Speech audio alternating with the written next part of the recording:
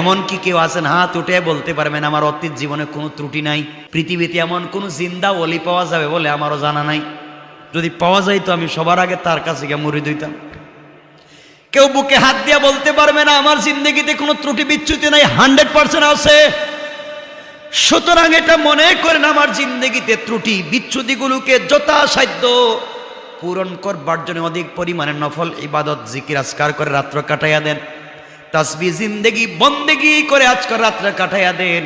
আর মনে মনে বলেন আল্লাহ হয়তো জানি না আগামীকালকে বাঁচবো কিনা, আজকের রাত্রে আমানত পেয়েছি আল্লাহ তাআলা, আজকের রাত্রে তুমি আমাকে ফুরসত দিয়েছো, 1 মিনিটও হেলায় খেলায় কাটাতে চাই না, এই জন্য সারা রাত বন্দেগি করে কাটাইয়া দিলাম। আল্লাহ বলবেন বান্দারে তোর ভিতরে মৃত্যুর ভয় ঢুকে গিয়েছে, জাহান্নামের ভয় ঢুকে গিয়েছে, আজকে রাত্রে বিছানায় পিঠ লাগাও নাই, আর আমি আল্লাহ ওয়াদা দিলাম তোমাকে জাহান্নামের কোনো দরজা দেখাবো না।